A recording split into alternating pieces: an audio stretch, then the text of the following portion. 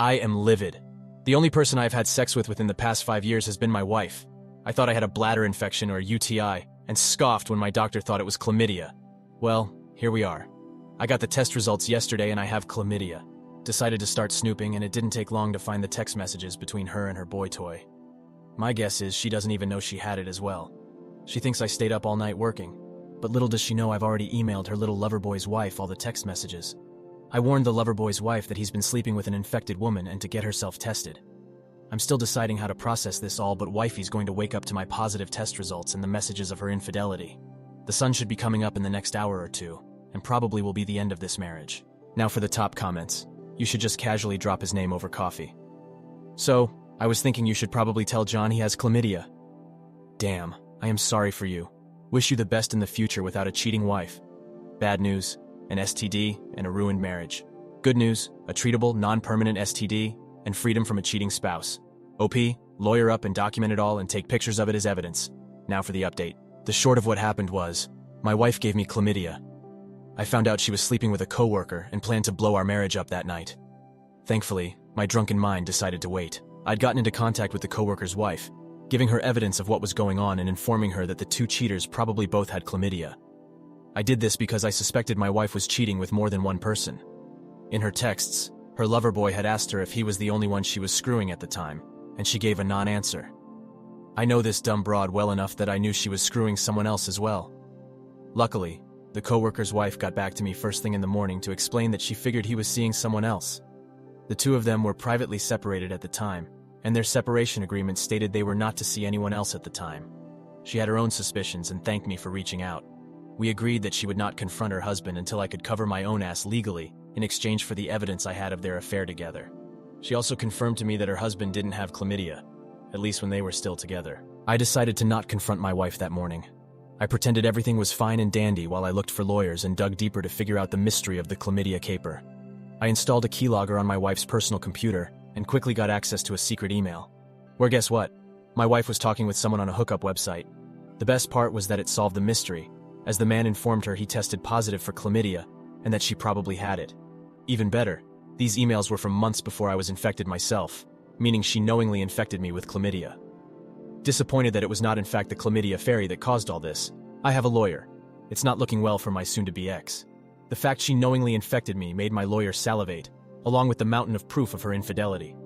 The house we live in is my parents', and we've kept our finances separate since the beginning. Her chances of getting much, if anything, out of me is pretty slim. I served her the divorce papers last month. I bought a security camera on Amazon when this all started, saying I was going to put it over our front door. I hid it in the living room the morning I decided to confront her. I decided to take one of the top comments from my first post on how to drop this on her. We were sitting and having breakfast when I said, "So, I'm curious, does coworker know you infected him with chlamydia as well?" The short of it was she cried, apologized, tried to claim it was a one-time thing. I brought up that this was her second affair, tried to claim she loved me, tried to blame me, screamed at me that I don't make her feel loved, yada yada, you get it. I served her the divorce papers and her eviction notice right after. I'm staying with my parents until she's out of the house in a few weeks just to be safe. I'm juggling if I want to try and press assault charges against her for knowingly infecting me with chlamydia. As my lawyer said, it should be pretty easy to prove with the emails we have. Overall though, I just want her out of my life like the STD she is. Now for the top comments. Not feeling loved. The title of every cheater's journal. Have you run a standard STD test? She already gave you one. Who knows how many other men she has slept with? Press charges. That's some insidious shit she pulled. What if it was a more severe STD? Press charges. It could have been the drug-resistant strain of gonorrhea or hepatitis. You're not her only victim. She's going to keep doing this to other people. All you will be doing is creating a record of how many people she knowingly infects. Press charges. She not only willingly infected you with chlamydia, but another man as well. She will keep doing this. She is not to be trusted. Awful actions deserve consequences. You've done everything right and did an absolutely beautiful savage takedown of that woman. Happy you are supported by family and the other spouse victim. Please keep updating. Now for the next story. When wayward spouse asked me for a separation, he wanted me to move out of our jointly owned home and figure out the financial separation. So I stayed between friends and family and organized a lawyer, even though I was distraught as hell and didn't want to separate. He started organizing to see me again and we talked about reconciling. The next time I saw him, he told me he didn't think he wanted to reconcile anymore. When he received the first letter from the solicitor, he got upset and did nothing. I had to push him to respond to it. Then he started IC and asked me to put the separation on hold because he was having second thoughts again about reconciling. I decided to move back into our house because the insecure living situation was very stressful, and I still had to help pay our mortgage. Not long after I moved back in, he started to treat me with increasing coldness and cruelty. I discovered he had been lying to me about seeing AP. Around this time, he had also started to engage with the girl he is with now. We both went to couples counseling, even though we weren't reconciling. We had barely ever fought while we were together, and even the initial breakup was quite civil.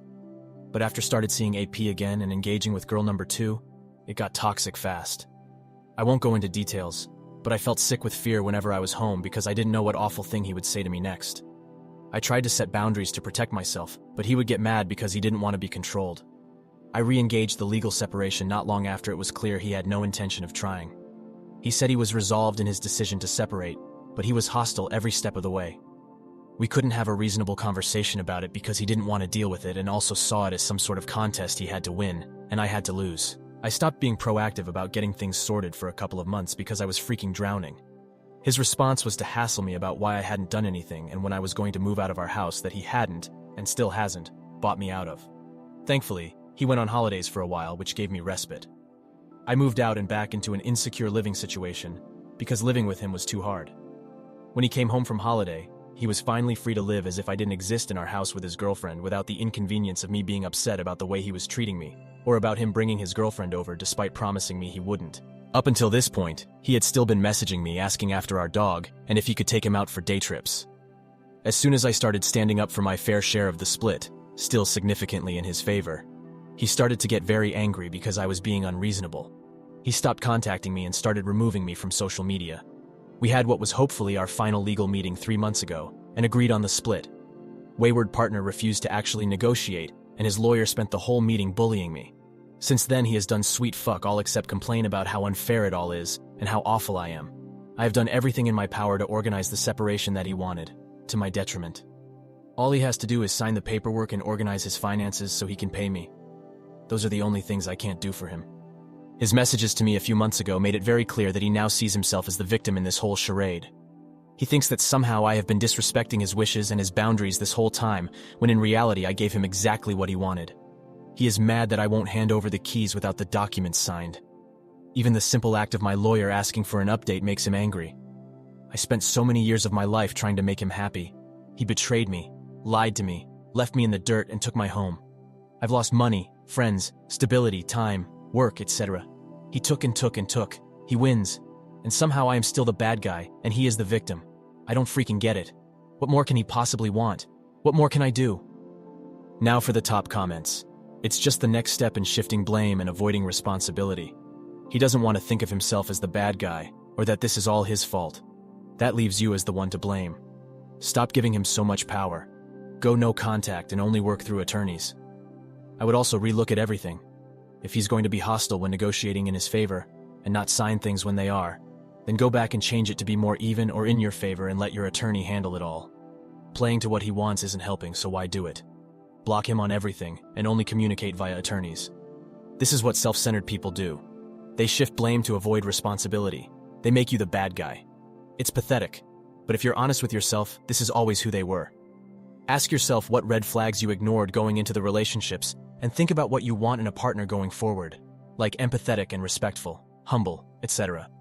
All you can do is take the lessons you've learned and use them moving forward. That's the best you can harvest from this situation, and leave the selfish to the selfish. Stop caring what he thinks. Instead of worrying about why he hates you, do what you need to do, and stop trying to manage his feelings. He should not be a consideration in your life. He's an obstacle. Treat him as such. Thank you all for taking the time to listen to today's stories. Like and subscribe if you haven't so as to help the channel and be notified when new videos drop. I'll see you in the next one. Take care.